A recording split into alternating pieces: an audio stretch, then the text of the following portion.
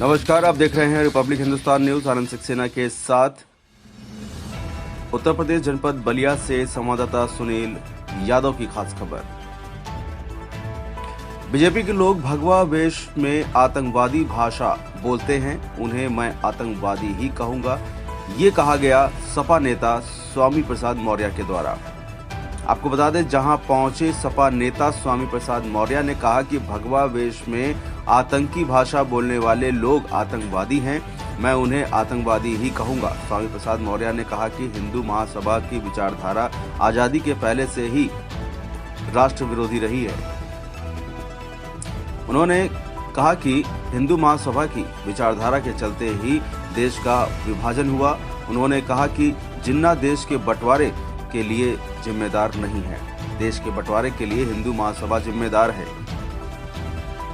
और उसने ही देश का बंटवारा कराया। मीडिया के सवालों का जवाब देते हुए उन्होंने कहा कि जिस तरह काशीराम ने मायावती को उत्तराधिकारी बनाया, उसी तरह मायावती ने आकाश को अपना उत्तराधिकारी बना दिया है।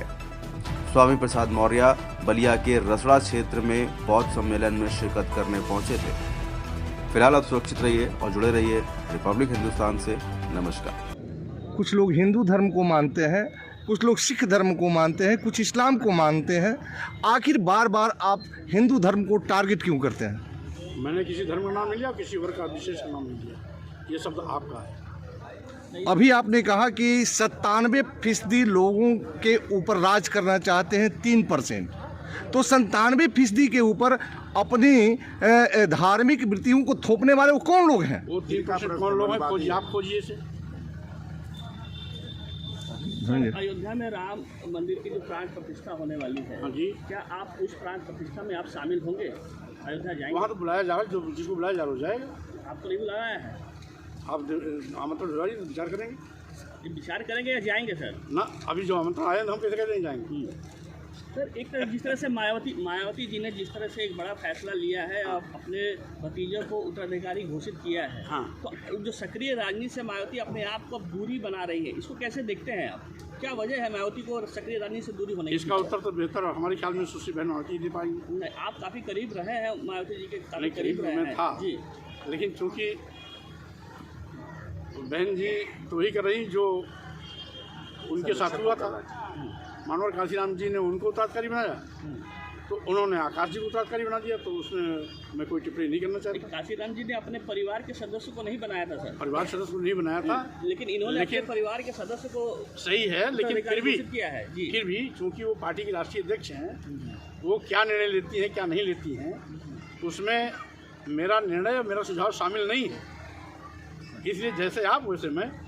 बीजेपी और आरएसएस भारत को एक हिंदू राष्ट्र घोषित करने जा रही है, करने वाली है, और हिंदू राष्ट्र बनाने की बात कर रही है। इसको कैसे आप देख रहे हैं? देखिए, ये देश को बांटने का बीज बोया जा रहा है। आपको याद होगा 1922-23 में द्विराष्ट्र की अवधारणा हिंदू महासभा ने की थी। 1939 में वीर सावरकर जी हिंदू महासभा के राष्ट्रीय अध्यक्ष हो गए। 1939 से लेकर 42 तक द्विराष्ट्र की अवधारणा बड़ी तेजी से पकड़ी। 2-4 साल बाद देश आज़ाद हुआ, 47 का समय आया, तो उसमें हिंदू महासभा ने इतना दबाव बनाया कि हिंदुस्तान, भारत और पाकिस्तान का बंटवारा हो गया। वो बंटवारे के लिए जिन्ना जिम्मेदार नहीं थे, हिंदू महासभा जिम्मेदार थी, क्योंकि जिन्ना कभी भी अलग राष्ट्र की मांग नहीं किया। ये तो मजबूरी की परिस्थिति हिंदू महासभा ने पैदा की, जिसके नाते उनको पाकिस्तान में जाना पड़ा और पाकिस्तान लेना पड़ा। आप पक्षधर हैं क्या? हिंदू राष्ट्र घोषित करने के पक्षधर हैं? देखिए, भारत एक संप्रभु राष्ट्र है। इस भारत संप्रभु राष्ट्र बनाने के लिए हमारे देश के हजारों लाखों लोगों ने अपना बलिदान दिया, त्याग किया, जेल की यातनाएं सही, लंबे अरसे तक संघर्ष किया। राष्ट्रपिता महात्मा गांधी, सुभाष चंद्र बोस के नेतृत्व में एक लंबा आंदोलन चला, तब जाकर के इस अवसर आया है। तो आज इसको और सशक्त बनाने की आवश्यकता है, न कि इसको खंडित करने की बात करनी है। सर, आप भगवाधारियों को आपने एक आतंकवादी से तुलना किया था, कैसे इस बयान को कैसे क्या कहेंगे? ये भगवाधारी असली यहाँ बैठे हुए हैं, इसलिए भगवाधारी को मैंने नहीं कहा। वो भगवाधारी जो भगवा के वेश में आतंकवादी भाषा बोलते हैं वो आतंकवादी हैं।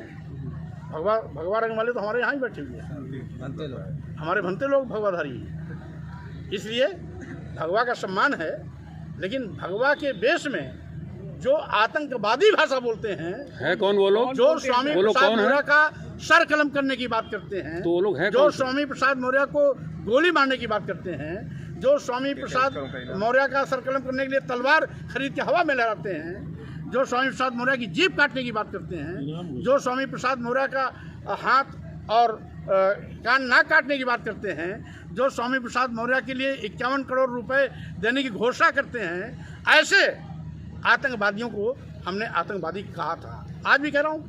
सर तो आप हिंदू के बाद मुसलमान या ईसाई पर क्यों नहीं कटाक्ष करते हैं? आपको ये नहीं मालूम होना चाहिए कि आपको मालूम होना चाहिए कि मैं भी हिंदू धर्म में ही पैदा हुआ, इसलिए जिस घर में मुझको अपमानित किया जाएगा मैं अपमान की पीड़ा को सार्वजनिक रूप से कहूँगा। अब आप अपने को क्या मानते हैं, हिंदू या कोई अन्य धर्म से? अभी मैं भारतीय हूँ, इसलिए आप बात हिंदू की नहीं है, हमारे यहाँ की तो संस्कृति है, हिंदू मुस्लिम सिख ईसाई सब हैं आपस में भाई भाई, हम तो सभी धर्मों का सम्मान करते हैं, लेकिन आप किस आज धर्म मैं से हैं? भारतीय हूँ। सर, आपके धर्म क्या है सर? धर्म क्या है? मानवता। अरे भाई, जब भारतीय हूँ और भारतीय संविधान हमारा ग्रंथ है तो सभी धर्म हमारे धर्म है। उस ग्रंथ को भी तो आप अपमानित कर रहे हैं सर, सनातन धर्म को भी अपमानित कर रहे हैं। आपको यही नहीं मालूम? आपने राम पर टिप्पणी किया है। आप पहले सुन लो। जी सर। राम की टिप्पणी मैंने कब किया, पहले बताओ। अभी आपने कहा है कि विदेशों में केवल बुद्ध की बात होती है, विदेशी आते हैं तो बुद्ध की बात आती है।